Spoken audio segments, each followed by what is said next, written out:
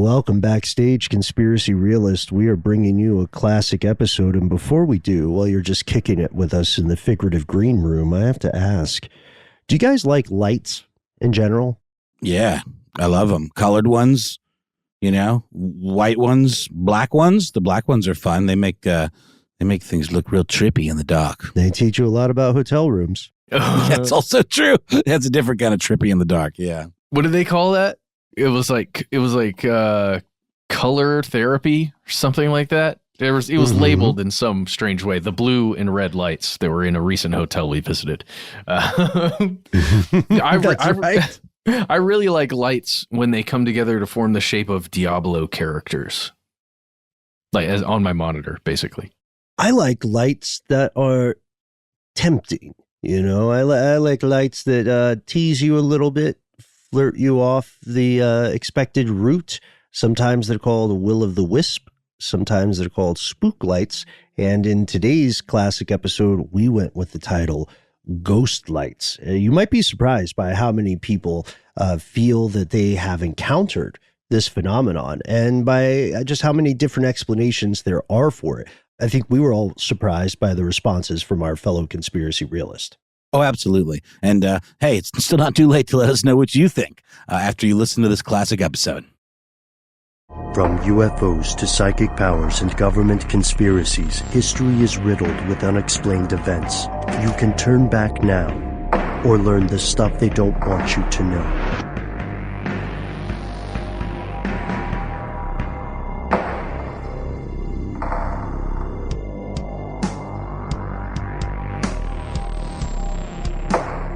Hello, welcome back to the show. My name is Matt. My name is Noel Spooky Brown. They call me Ben and various other things. You are you. That makes this stuff they don't want you to know a relatively spooky episode for us today. Yeah. I'm not sure if I'm just getting old and like sentimental or something, but I was riding around yesterday listening to Thriller really loud in my car, and it made me cry. Wow. How good that song is. Like how perfectly done that song is, and how it's like you think it couldn't get any better, and then Vincent Price. Boom. Dude, fun fact, I used to know the choreography of the Thriller dance. Yeah, but my experience is separated from the video. The video adds a whole other layer of like shock and awe to that thing. Man, that is a piece of art right there. Yeah, it is. So we are doing we are delving into one topic that is particularly spooky. So spooky, in fact, that they use the word spook in the name. It's correct. And it was, we were hipped to the attention of this topic by a listener named Megan who wrote to us. She says, "Hey guys, I started your podcast a couple of weeks ago and I'm greatly enjoying it. It's been a great way to help me get through the workday, though my coworkers might be getting a little annoyed with me randomly laughing or bringing up odd conversations." Oh, we understand that completely, Megan. The laughing part, maybe. The odd conversations, for sure. She says, "I'm not sure if you've ever heard of the Joplin Spook Light, but I thought it might be something that you'd have an interest in. I've been fascinated by it since I was little, and I always liked the various theories that I hear." Yeah, thank you for writing in, Megan. Our first response, I don't know about you guys, but my first response when I read the phrase Joplin Spook Light was, what a great band name. Yeah. Like I would go see them. Only if you can get Janice to front it, though. I think that's that in ship there. has sailed. Well, you could do stuff with holograms or Ghost, maybe. Never holograms, Ben. Never holograms. Never holograms? All right. We'll see. That freaks me out. We could get the old pentagram back out, see what we can conjure. Summon. Yeah. Conjure the Janice. All right. That'd be cool. So I think we've just started a band. Yes. And before we get to our album, which is pretty clearly going to be a concept album, right? Okay. As long as we're all on board. Oh, and we need to introduce our super producer, Alex Williams, on the 1s, 2s, and 3s. He pointed out Scott Joplin could be, that'd be a different kind of band, but I like it. We could make it like space jazz. What about just the two of them? Just the two Joplins. That would probably cancel each other out. Double job? Sort of like dark matter explosion. I mean, that'd be dangerous. There is sort of a crossing the proton beams Ghostbusters vibe going on with that. You know? But maybe that's why it would be incredible. Yes, and we'll put a pin on this, and we want to hear your opinions too of what sort of band Joplin Spooklight would be. It turns out that the Joplin Spooklight, in addition to being a fantastic band name, is a phenomenon that is widespread and relatively well known in the Joplin area. This is an example of something that is also called, a ghost light, a spook light, a will-o'-the-wisp.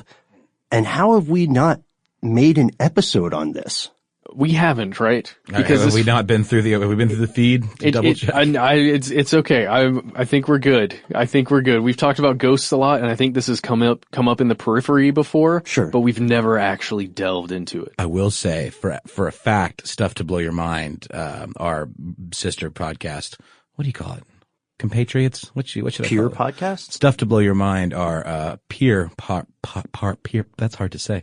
Stuff to Blow Your Mind, our colleagues who also have a podcast, they did do an excellent episode on Will-o'-the-Wisp, so I recommend checking that one out. Nice. In addition to what you're about to hear here. Fantastic, yeah. And you can also, if you're a Stuff to Blow Your Mind fan, you can catch a couple of those guys on appearances on this very show. Last one in particular on the bicameral mind was one of my favorite discussions we've had in a minute. It was really fun. So do check that out. But first, in this episode, we're going to examine Spook Lights, or will-o'-the-wisp in general, the one in Joplin in particular, and see whether we can determine some sort of common cause or best guess, right? And we are going to delve into some folklore and hopefully a little bit of science as well. Yeah. Joplin, and this is in Missouri, right? Yeah, it is near Joplin. It's not actually in Joplin, Missouri. That's but just the closest town. kind of the way that people in the U.S. tend to just describe themselves as being from the closest big town in their area. Exactly. So what the heck is a spook light? You've heard the term, or will-o'-the-wisp, definitely. It's one of the common names for a thing called an atmospheric ghost light, and these have been documented numerous times in folklore. Will-o'-the-wisp is still probably the most common term. It comes from wisp, which meant a bundle of sticks or paper, sometimes used as a torch, and the name will, meaning will of the torch.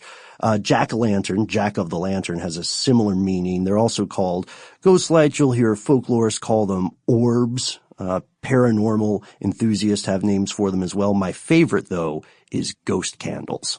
Ghost candles. What about dead lights? Like in It. Ooh. Related? No? I think that's more red balloons, but I'm not sure. Okay. Well, deadlights are an otherworldly manifestation of the macroverse, in which, which is everything that exists outside of reality as we understand it in the Stephen King universe. Oh my gosh, I'm making this a different show. Okay. But yes, spooky lights seen allegedly when they're in graveyards, they're called ghost candles, but they're across the planet. This phenomenon is known, and the name might change depending on the location or the culture that you hear them reported in. So they might be called onibi or hitodama in Japan, or the Min Min light in Australia. Yeah, the Min Min light. You say a Min Min light? Nope. I saw it. I like how when you do that impression, you just like clench your teeth. Yeah. You might also hear people differentiate between types, and that's largely based on what the light is doing, how it's changing or moving, the shape, essentially.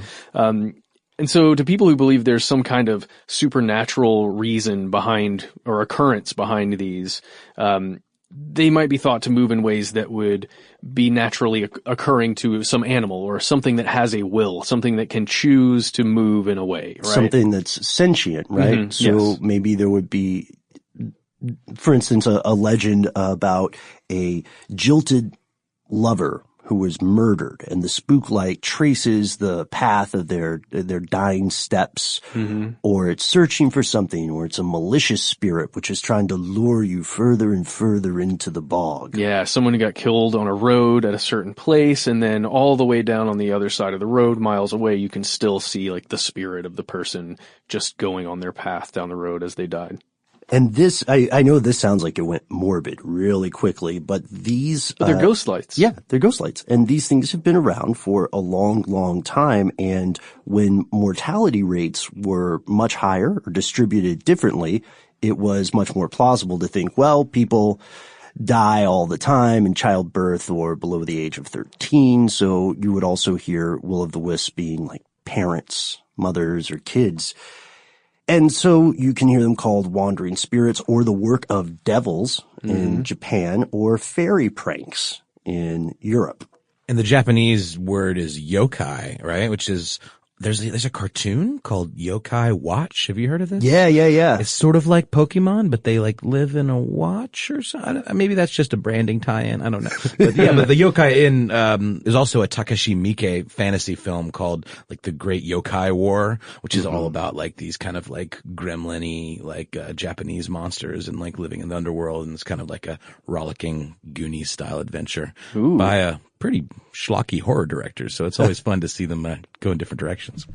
And these lights are also feared by some humans as a portent of death, similar to the old stories about hearing a banshee. Mm-hmm. And the version of this would be entirely visual, like, oh, you saw the flickering blue light. It means your time is nigh.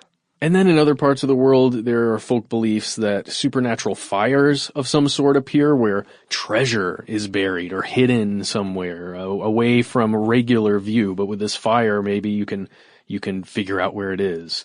And with this, sometimes the fires are said to be spirits of the treasure itself, or maybe even spirits of the people who buried the treasure, or, maybe spirits who are searching for the treasure. With like that kind of like buried, forgotten treasure, isn't there always sort of a sense of like an ominous kind of dread surrounding it, where if they don't want you to find it? Yeah, cursed treasure. Yeah, exactly. Mm-hmm. Sure. That shows up a lot in folklore pretty often. And it's weird because already just listing out some of the big folklore themes for ghost lights, we're seeing contradictory explanations, right? In the canon. Should you run away from this thing? Should you chase it for treasure? Does it just mean you're going to die at dawn? Yeah, you throw the dice there, I guess, because right now there's no one explanation or one reason behind it. But they do have commonalities. That's correct. One is that all of the spook lights do seem to share this tendency to occur in humid conditions like said bog. Yeah, so there is a provable atmospheric thing, right? The even more bizarre part may be that they're ubiquitous. They've been reported almost everywhere. We mentioned Australia and Japan, and we mentioned the U.S., right? Missouri specifically. But these lights have also been reported in the United Kingdom, Ireland, Bangladesh, Pakistan. The list goes on. India, Sweden, Finland, Latvia, Estonia, Lithuania, Mexico, Brazil, Argentina, Uruguay, Colombia, Venezuela, Canada, Norway, and many, many more. And we couldn't find any reports of them occurring in Africa, or on the African continent rather. But if you have had personal experiences with any of this in any kind of African country, or a good story about a sighting at all, we would absolutely love to hear from you at conspiracy@howstuffworks.com. Nice, smooth. Send us your stuff. So if these lights are widespread and they're well known and they've been around for such a long time, have we as a species actually figured out what ghost lights are? Well, maybe. And we'll get to that right after a quick word from our sponsor.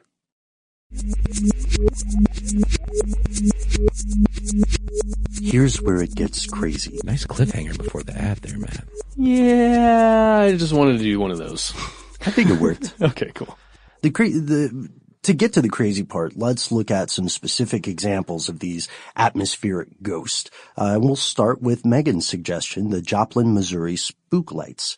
The spook light occurs in Oklahoma, and it's near a small town. Residents, please be forgiving of my pronunciation. Quapaw? Quappa. Quuapaw.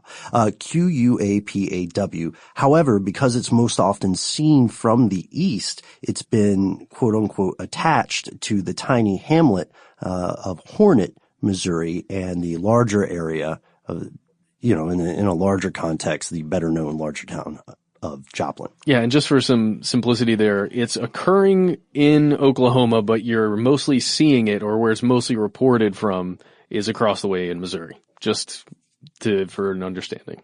I just want to throw this out there. If we're using Family Guy rules, the town in their show is called Quahog, but it's spelled Quahog. Maybe it's Copaw. Oh, yeah, that's nice. But Family Guy also could have entirely invented that pronunciation. I don't know. I have a feeling we'll find out in the listener mail. Yeah.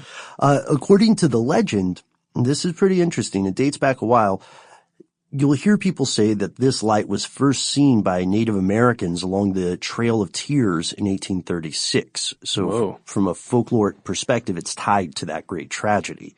However, the first official, in print report occurred in 1881 in a magazine called the Ozark Spook Light. Well, not really a magazine, like a printed pamphlet. It typically travels east to west along a 4-mile stretch of road with a really cool name that I suspect is not official. The Devil's Promenade. Can you do that in the Australian voice? The Devil. It's okay. I'd have to get this. I don't know how do you say promenade is such a... The Devil's Promenade. See that now? We're taking all that back. Just kidding. That's fine. The promenade is such a weird word. Like, there's only one way to say it. It's like a southern gentleman. The Devil's Promenade. Promenade, like lemonade. That's the Devil's Promenade. So I think all of those pronunciations are great. Okay. According to the witnesses' descriptions, and there are quite a few witnesses, this light looks like a sort of ball of orange-colored fire, and its size changes, and it moves down the center of the road at high speeds, and then it will also rise and hover over the treetops before it retreats and disappears. And retreating is a really common thing with the belief of ghost lights. Yeah, and others say it moves from the side, like side to side, kind of like a lantern, someone swaying a little bit as they're carrying it. Some invisible being or spirit, perhaps. The light's also been reportedly appearing nightly for over 100 years. So, every night for 100 years? It seems like there's something going on that's common enough to occur every night and to be visible. I don't know. We're going to get deeper into this. Yeah, and if you are listening to this and you happen to be in the area of Joplin, Missouri, you can head over to Hornet to check out the light for yourself. The locals say the best time to see it is later in the evening, between 10 and midnight. So don't show up at 3 a.m. and get disappointed. Yeah, please don't do that. So there are all these proposed explanations over the years, right? One of them would be natural gas. Another would be the reflection of car lights and billboards, which sounds super mundane, but could be an explanation for at least some of these. So escaping natural gas, that's common in marshy areas, but the Hornet light is seemingly not affected by wind or rain. So how would it spark? How would it self-ignite? Hold on, are we calling it the Hornet light now? Is it the Hornet light or is it the Joplin light? You guys, those two towns have been in a bitter rivalry. Are they beefed up? Yeah, they're like, no, man, it's the Hornet light. I'm like, no, it's not. It's the Joplin light. Well, Megan called it the Joplin Spook Light, so I think we know where she stands on this debate. All right, I think we should oscillate back and forth just to see who wins in the end. Okay. Deal. And just to make things as confusing as possible. Yes. Yeah. Let's make sure that we are super unclear about that. So people who are, I guess, true believers, maybe we would call them, we would call them true believers because they think that there is some other explanation that is not mundane about this, causing this light. So these believers will tell you that the headlight explanation or the billboard explanation are just easily dismissed because the light was seen years before automobiles or billboards were made and before a road existed in the area. Yeah, but torches were all over the place. You had to have fire and light, ever since that time. I'm telling you, I think maybe there's something going on with light there. Again, I feel like I'm jumping the gun here, but No, jump it. we'll talk about it towards the end. The Fata Morgana. You're going to tease the jump, but you're not going to do the full We're going to tease jump? the jump. There's some interesting things that occur on the horizon with your eyeballs. A jump tease. Yeah, this is a Like jump the tease. Aurora Borealis and stuff like that? Not really. Okay. Well, we'll get into it. But one possible explanation that has been put forward is that the lights are somehow electrical atmospheric charges, and it gets a little weird here. So in areas where rocks deep below the Earth's surface are shifting and grinding together, there can be an electrical charge created depending on what the makeup of those rocks is. See that? Piezoelectric activity, right? That's what it is. So this area lies on a fault line that runs east from New Madrid, Missouri, westward to Oklahoma, and it was the site of 4 earthquakes during the 18th century. So keep that in mind. There's activity going on beneath the surface. Okay, yeah. And these types of electrical fields are most commonly associated with earthquakes. So when you have an earthquake, perhaps you're going to get one of these electrical fields above the surface of the ground. I have a completely unhelpful sidebar. Okay. The only reason that I know, the only reason I pronounce that town in Missouri as New Madrid From the video? it's because of a Wilco song. Oh. Where no, it's not Wilco. It's Uncle Tupelo, the predecessor of Wilco. Gotcha. Where there's a part of the lyrics where, or a section of the lyrics where they say, "Roll me under New Madrid." Mm-hmm. And I had no idea what that meant. And for years I thought he was saying, "Roll me under the mattress."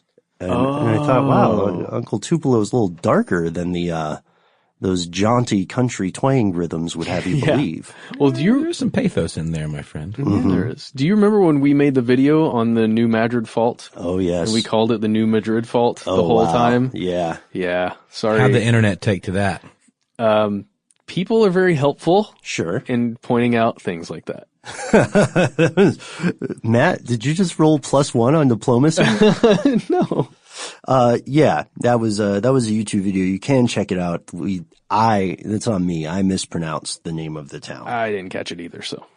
We have another example though. Just to increase our sample size a little bit, over in Marfa, Texas, there's something called the Marfa Lights. So the Marfa Lights are near U.S. Route 67 on Mitchell Flat East in Marfa, Texas, in the United States, these United States. And the first published account of this sighting appeared in the July 1957 issue of Coronet magazine. So in 1976, Elton Miles' Tale of the Big Bend included stories dating to the 19th century and a photograph of the Marfa Lights taken by a local rancher. According to Cecilia Thompson's book, History of Marfa and Presidio County, Texas, the earliest alleged report comes from cowboy Robert Reed Ellison. That is a good cowboy name. That was in March of 1883. The Marfa Lights have also been given an official viewing area, That's which is pretty cool. I picture it as being like almost like one of those like scenic overlooks of the Blue Ridge Mountains or something, only creepier. And that is at the site of Marfa Army Airfield, where there are tens of thousands of personnel who were stationed there between 1942 and 1947 who were training American and Allied pilots. Yeah, and this is a very important detail. So the Marfa Lights here in the U.S. are one of the most well-known examples of this phenomenon.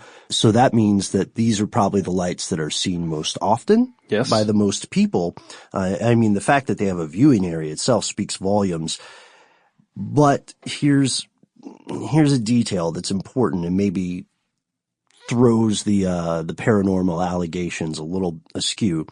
So it's this massive field, like Noel said, and it had been used as an airport, it had daily airline service, which means there was a constant patrol schedule, a flow of human beings going through that area. Right. So if there were anything super duper unusual, something supernatural, this would be the place where it would have been most likely to have been seen, acknowledged, reported. If someone actually, say, found treasure or they followed a ghost light to a grave or something. Yeah, well, maybe it was covered up, man. Or there may be some other explanations in play. So now we're kind of putting folklore and science in opposite corners of the boxing ring. You know? Yeah, that's always tough because there are all these great stories that have, explanations that are out there, and that's why they're fun, right? Sure, yeah. And what we're going to try and do is find the space where do these things connect somehow? Is there a little space in the middle? We'll find out after a word from our sponsors.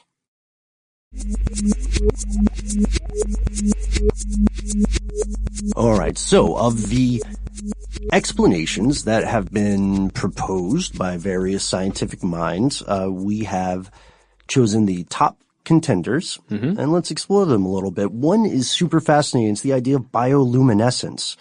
The belief, the concept is this, that the light we see, the ghost lights, the spook lights, might be the result of insects swarming that have taken on bioluminescent characteristics, maybe because they were contaminated by some agent in local fungi, or maybe there's a species of owl with their own naturally occurring source of bioluminescence. That one I don't buy. A bioluminescent owl? Well, owls are also some of the quietest birds. Yes. In terms of the noise they make when they fly. Yeah. So I don't know if that one measures up. So maybe, okay, let's say. Wait, what about just lightning bugs? Yeah. What about fireflies, right? Insects. Jellyfish. What about? Wait. What are you talking about? Like airborne jellyfish. Yeah. Oh, okay. Yeah. So jellyfish that are just floating. Yes. Okay. Yes, Matt. Got it. That's what I meant. Understood. All right. So case solved, right, guys? Case solved. No, I'm thinking of that scene in Life Aquatic where they go out in the middle of the night and the beach is covered in those bioluminescent jellyfish, and someone asks him what's the source of their glow? He's like, it's the moon reflecting off of their skin. That was the one thing about that movie I really thought was funny. The rest of it kind of bored me a little bit. I tried to like it. I tried to rewatch it and get into it, but I couldn't do it. It's very deliberate. It's very, yes, just so.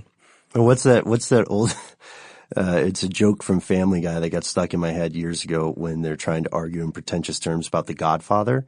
And Peter ends up saying, because it insists upon itself. It insists upon itself, which sounds intelligent, but makes no sense when you say that about a film. So whenever we're talking, if we go see a film together, which, listeners, Matt, Noel, and I, and our crew go out and watch films when we can find time, because we're nerds. But if we ever walk out and you hear me say that I didn't like something because it insists upon itself, it probably means I wasn't paying attention and I want to sound smart. Nice. I don't know. That expression to me means that something was pretentious. There we go. Well, thank you for giving some meaning to it. Well, I don't know. That's how it hits me. Let's start accusing people of insisting on themselves. Yeah. How would you even do that? You just walk up to them and wait. Hey, it's me. It's me. It's really me. All the time. You mean how would somebody insist upon themselves? No, you just kind of insist that you're important in the situation, I think is what they're okay, yeah. No, me. I think that's what it is. We've solved it. Mm-hmm. And you slam your fist down on the table. We've solved it, as well as solving the mystery of spook lights, or have we? Hang tight, Kimosabe, because to date, no one has captured or observed an animal that has all these characteristics that would make it, a one-on-one comparison with a ghost light. And there's also, at this point, no bioluminescent source that we know of that's bright enough. Yeah. It's overwhelmingly unlikely for these lights to be produced by animals. Correct. But what if the Earth is doing it itself, you guys? Yeah. Remember the thing of piezoelectrics that Ben mentioned before, where the Earth itself is creating it, or perhaps even that fabled marsh gas? Yeah. So, okay, the idea is that the tectonic strain moving faults in the Earth would also heat up the rocks, vaporizing any water content. And rock or soil containing something like quartz or silicon or arsenic can also produce electricity that would be channeled up to the surface through the soil via the water as a medium. Mm-hmm. And then somehow appearing as these lights. This, if it were piezoelectric in origin, would also explain why the lights appear to be erratic or even intelligent in their behavior. Because there's some kind of flow that's occurring there that maybe is moving it in a way that you would think as you're watching it. Mm-hmm. They're choosing to do that. Yeah, because we like to anthropomorphize things, right? And ascribe agency to them, you know. But what about marsh gas? What about marsh gas? So this guy, Alessandro Volta, who discovered methane in 1776, originally put forth this idea that these ghostly orbs of light were somehow tied to marsh gas. He believed that lightning mixed with the swamp gases and caused the ghost lights. His theory was pretty controversial at the time and initially was just, disregarded wholeheartedly due to two pretty important factors. One is the unlikeliness of spontaneous combustion. Okay, that's a good one. Yeah, it's not likely, not super likely. And two is his failure to explain why these phenomena appeared to retreat when approached. Yeah, as if they knew something was coming. As if to beckon you into the void. Oh, like a swamp siren. Mm-hmm. Yes. Which is or no. Don't follow. Don't. See, I'm confused. Are you supposed to go into the light or are you not supposed to go into the light? Really depends on the context. film. Yeah. Are you dying and you're ready to go? Then yes.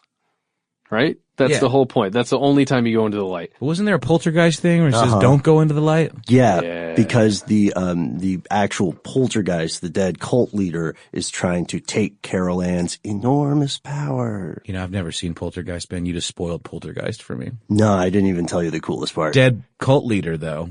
Is that... They don't get to that until like Poltergeist 2 or 3. See?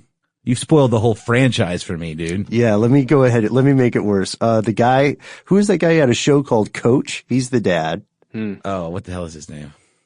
The only thing you need to know about Poltergeist is that braces sometimes attack you. Your own braces sometimes attack you, and that's terrifying. Well, everybody knows that. Yeah, I feel like I must have done about braces. I mean, they're horrible, malicious things. I feel like I may have done you a disservice, my friend, because I went through that period where I was just sending images, screen caps from Poltergeist in response to work emails. That creepy old dude with the hat. This is like pre-emoji. This is probably pre-emoji, yeah. The first time I ever saw meat in a decomposing state where there are maggots and everything is from Poltergeist. And I was a little kid. Yeah. And it has scarred me ever since, you guys. I'm glad you're talking about decomposition because this idea that Volta proposes says that, all right, so the normal way that organic stuff decomposes in open air is called aerobic decomposition. Sounds like a lazy fitness program. It means they're affected by air around them. And like all organic matter, plants, animals, what have you, are mostly made up of carbon and oxygen and hydrogen. And when decaying in the presence of oxygen, the byproducts of the decomposition process are going to be carbon dioxide, energy or heat, water. But in swampy or marshy areas, which would also happen to be very humid, aerobic decomposition often doesn't take place because the dead matter, the organic stuff, gets buried beneath water or water-saturated soil, and it continues to decompose in the absence of air, anaerobic decomposition. And that would mean that the matter gets broken down by anaerobic bacteria. And here we go. This is why it matters, because when the bacteria are decomposing this stuff, or breaking it down, they produce carbon dioxide, nitrogen, phosphenes, other chemicals, including methane, as byproducts. Now, methane. What do we know about methane? Cow farts? Well, has anyone out there ever attempted to light a toot on fire? A toot? Really? What are you, 9? This is like that time. So it was a while back when you called something a no-no place? Yeah. Yeah. Should we take a break and go tinkle? I mean, if you got to tinkle, but, All right. So, toots. Yeah, toots and methane. It's flammable. Yeah. That's why it's important. That is important. Yeah. And Phosphenes are also flammable, and they can burst into spontaneous flame in the presence of air. Aha! As it burns, it produces this dense white cloud, which could seem to give more substance to the flame, right? Especially from far away. Mixed with methane, these gases functioning in concert would be the explanation for will-o'-the-wisp, at least according to Volta. Yeah, especially if you get a pocket of the gas that's just on fire for a little bit and burns for a little while and then dissipates or, begins burning in a direction. It sure sounds like it needs some pretty specific circumstances to generate this effect, though, Mm-hmm. That's correct. Because when you hear the way it's described, it's all got a very similar look, right? Where they're bobbing and weaving and kind of, like you said, retreating. Especially to see it every night. Right. I mean, there's like a national park style, scenic overlook for the damn things. I mean, it's like, Yeah. it's not a made up phenomenon, but we know how the northern lights work, right? Yeah. We know, what the cause of that phenomenon is. It's pretty interesting that we've accepted this visual oddity, but we don't really know what causes it. It's pretty neat. Well, there are a lot of people who will say they have figured out the cause of a specific one or a specific area, right? But you're right. There are people who would still disagree with this because the folks, again, I'll call them true believers, who think that these explanations are okay, but they don't really encapsulate or demystify the thing. They would say in a lot of cases, lights are reported from areas without these favorable conditions. And I agree that it sounds like a set of pretty complicated, specific things. There's almost a Rube Goldberg feel to this. Definitely. But there is one other explanation that was, what did we call it? It was like a quick hint at, it was a quick, you were. Oh, a jump tease. It was a jump tease. We jump teased it. Guess what? We're jumping in right now. It's called Fata Morgana. Feet first or head first? Well, I like to go belly. You're a flopper. Yeah, You belly flop, huh? first. Yep. That's generally my life, just flopping. Is that before or after you go tinkle? Give us the straight toot. I like to flop toots to the tinks.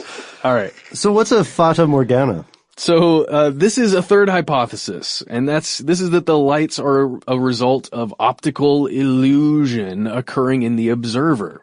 Or at least it happens to the observer from what's happening into your eyes, the way the light enters your eyes over the horizon. Right. The idea that the whole thing is a mirage. Forget Yes. swamp gas, forget some kind of earthquake-based electricity. People are just somehow making this up consistently over decades, centuries, and so on. Fata Morgana is pretty interesting, but it has one big problem, at least in this case. So the idea is that there has to be a thermal inversion such that the curvature of light rays within the inversion becomes stronger than the curvature of the Earth. Now, I know this sounds like a lot of gobbledygook, but essentially means the rays will bend and create arcs. So if you are seeing this, what you're seeing is a distorted erect or inverted image, and because of the changing nature of the atmosphere at the time, a Fata Morgana, this type of mirage, can change within just a few seconds. So it can seem to be very dynamic, but here's the big problem with Fata Morgana. What? They are most commonly seen in polar regions. Really? So not Missouri, not Texas. Oh man, see, so I was banking on this one because we're talking about humid conditions, right? Where you've already got some optical stuff going on when there's moisture in the air. You've got 4 miles of roughly flat terrain that you're looking all the way down and seeing some light way on the other end of that 4 miles. And, if you've got lights, even if you're way back in the day and you've got torches during the Trail of Tears and it's way, way, way down there and you've got those humid conditions, you got that distance, I was thinking that is what would end up happening.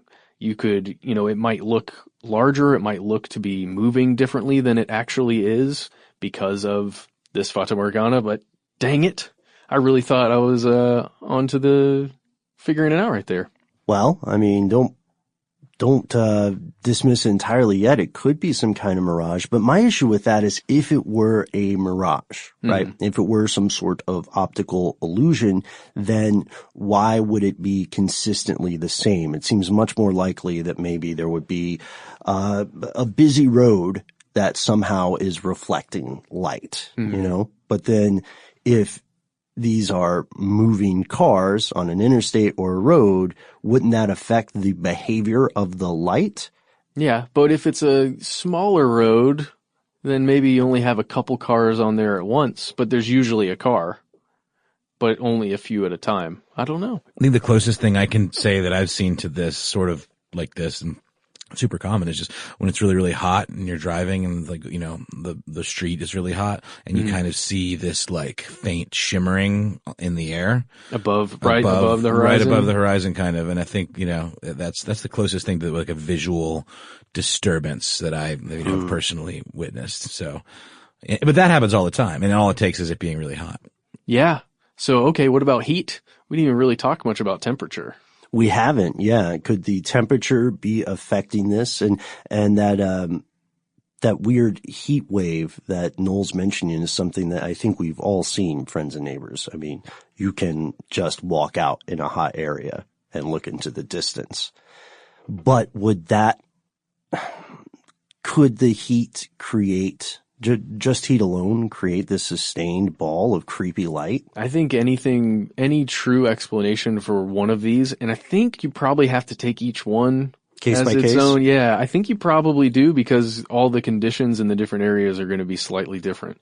But yeah, I think maybe it's a combination, you guys.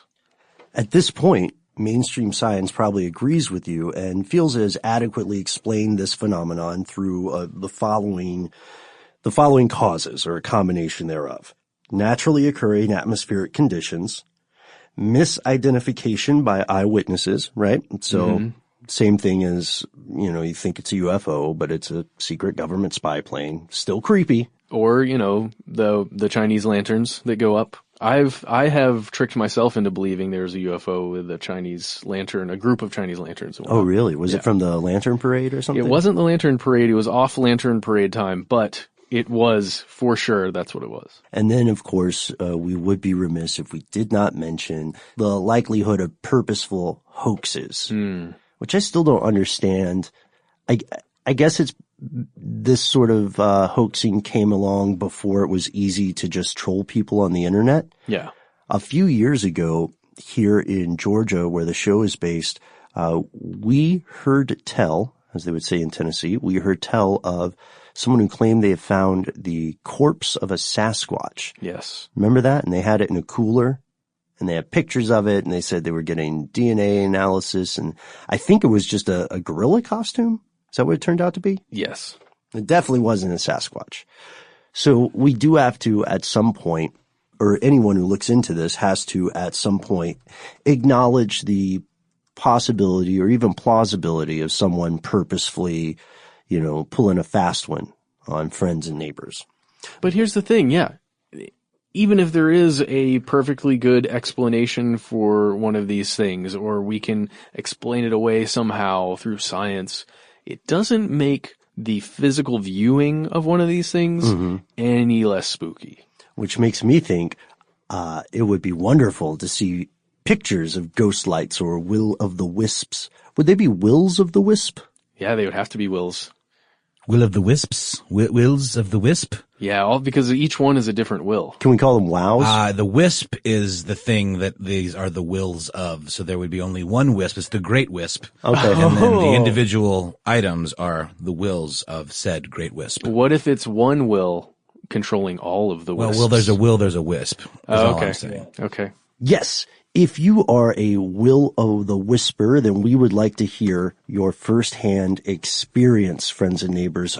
We ourselves, like anybody else, have seen certain phenomenon that we can't completely explain, right, without careful research. But I don't believe we have, in this room, actually seen ghost light or spook light for ourselves. Is that correct? I have not seen one. I have watched tons of videos online of people showing it And I've seen things that were very strange on a mountain road in the Blue Ridge Mountains, where out in the distance, it looks as though there is a light shimmering or shining and floating a little bit. And after a little bit of investigation, I found out that it's this specific road that wraps around the mountain in this one way. And when cars go around it, for some reason, it just looks very strange and not like headlights. And it's true that even though different proposed explanations might sound, I don't know, highly unlikely, or maybe even to a degree condescending when people talk about misidentification, it's still true that it's easy for this sort of stuff to happen. If you believe that you have proof of a supernatural will of the wisp, by the way, please write to us post haste before it gets you. I had one other thing I wanted to put in here, to the question about why these lights seem to retreat. Yes, I want to know about that.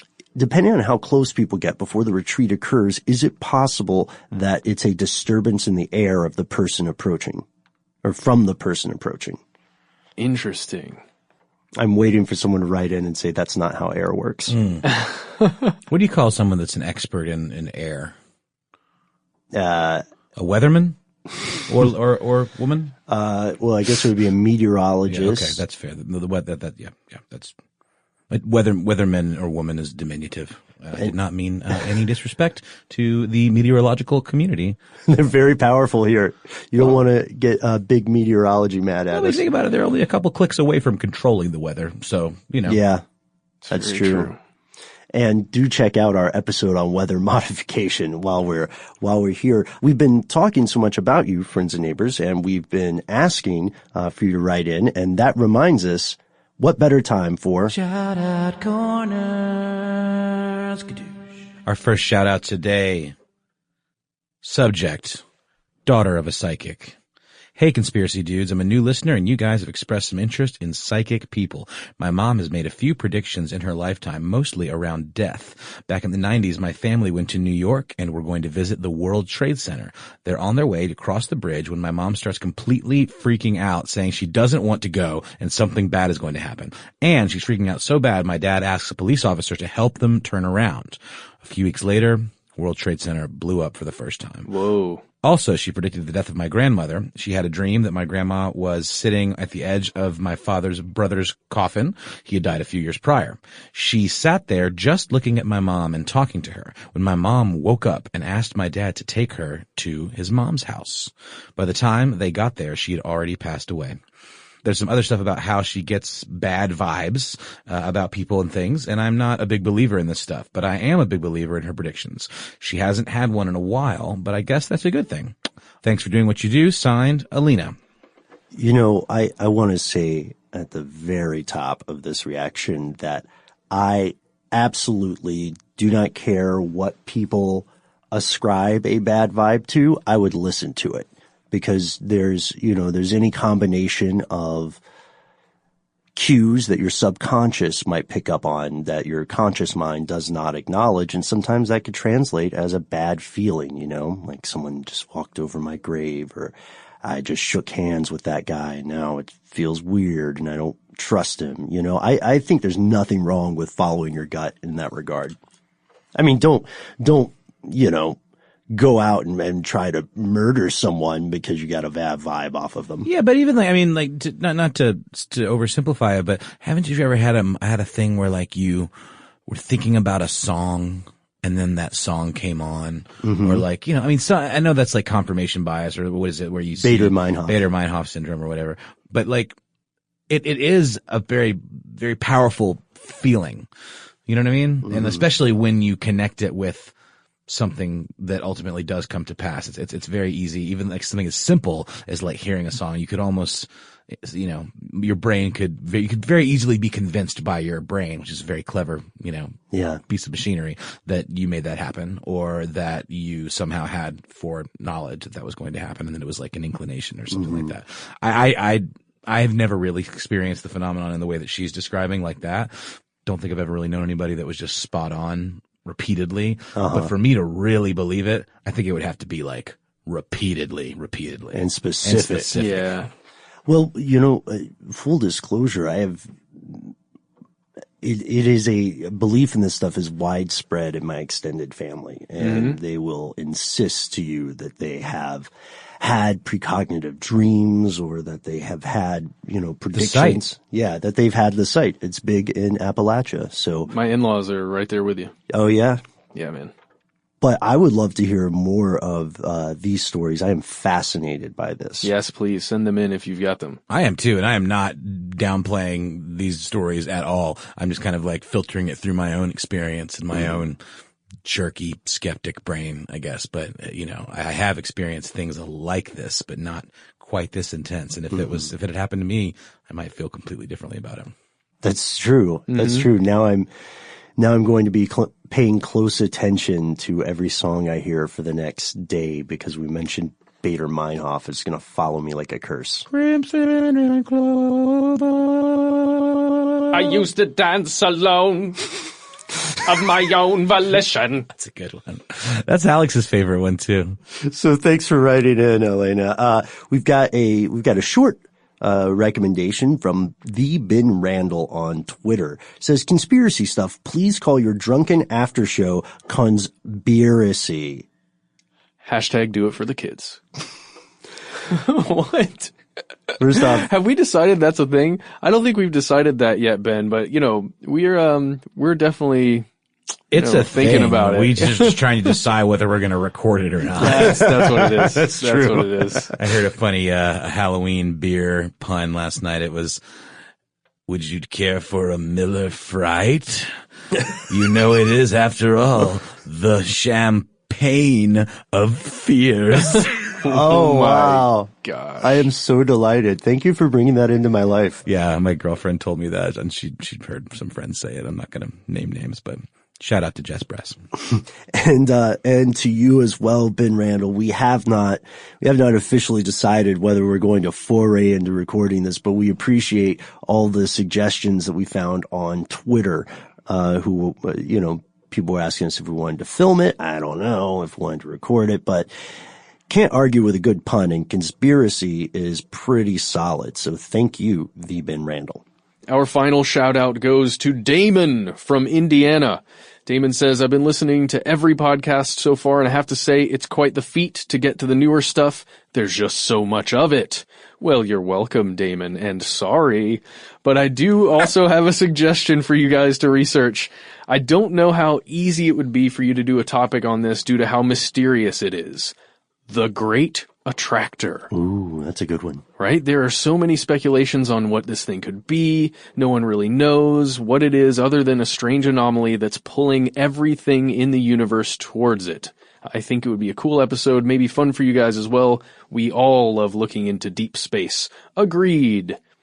Thank you for taking the time to read this, guys. Keep doing all the awesome stuff you do for all of us listeners. Oh, that's really cool. Thank you, Damon. And the Great Attractor. I don't know that I know this besides maybe a supermassive black hole. Is that what Damon's talking about? Or is it something even bigger, some other force? Right now, science is referring to it as a gravitational anomaly. It's at the center of the Laniakea supercluster, and it's a localized concentration of mass that is tens of thousands of times more massive than the entire Milky Way. Wow. So what's going on with that? That does sound like a great idea for an episode. Yes, we just need to get somebody on the phone with us or in the studio, I think, who can just go, here's the science. True and fair enough. Thank you so much, Elena. Thank you so much, the Ben Randall. And of course, thank you, Damon. This concludes our But Not Our Show. Matt, Noel, super producer Alex, and I will be back next week with some things that might surprise you, some things that might disturb you, but definitely, hopefully, fascinate you as much as they fascinate us. So if you have any stories about ghost lights or any other kind of paranormal activity, really, we love hearing that kind of stuff. Anything from psychics, maybe a premonition that somebody in your family had or somebody you know or maybe you had, all the way to just a glowing red orb that appeared to you on top of your cat once? I want to know about that. I think these guys do too. Hell, just tell us about your cat. We're very interested in your cat stories. Yes, especially if your cat sits on your chest at night and tries to steal your breath. Why you gotta make it all sinister, man? Why can't it just be about the cats? Or a sweet, cute little kitty cat that is only a serial murderer on the side. As someone who is unreasonably popular with cats, I can say that I believe they are inherently sinister. Me too. And I love them. I don't think that's a criticism. Agreed. I love them. Have you guys seen that movie Cat People? Yeah. It's like sort of like a Skinamax, like softcore erotica film from the 80s. Wasn't that a Broadway show? Oh, you're thinking of Cats. I was thinking of Sleepwalkers. That was later. King one. Cat People, I think in Sleepwalkers are very similar. They're basically about, these very sexy people in the 80s that turn into cats. Wow. I only bring it up because we're talking about cats and sinister things, and I recently bought the soundtrack, and it rules. It's Giorgio Moroder does the score, and it's got the Cat People, title track is by David Bowie, and it was featured in that scene in Inglourious Basterds where the character sets a fire. I'm not going to do any spoilers, but there's a really intense Bowie track, and that's totally like the theme to Cat People. Wow. It's like, start a fire with gasoline. And what better way to inspire you to write to us? I cannot imagine a better note, musical or conceptual, to set you on your digital journey.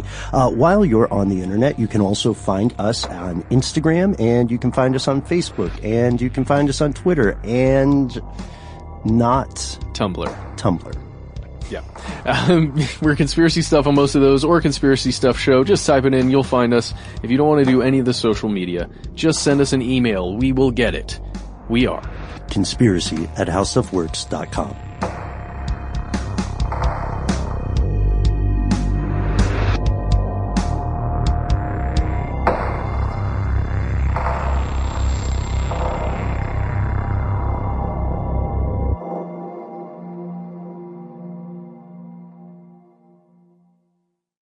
And that's the end of this classic episode. If you have any thoughts or questions about this episode, you can get into contact with us in a number of different ways. One of the best is to give us a call. Our number is 1-833-STDWYTK. If you don't want to do that, you can send us a good old-fashioned email. We are conspiracy@iHeartRadio.com.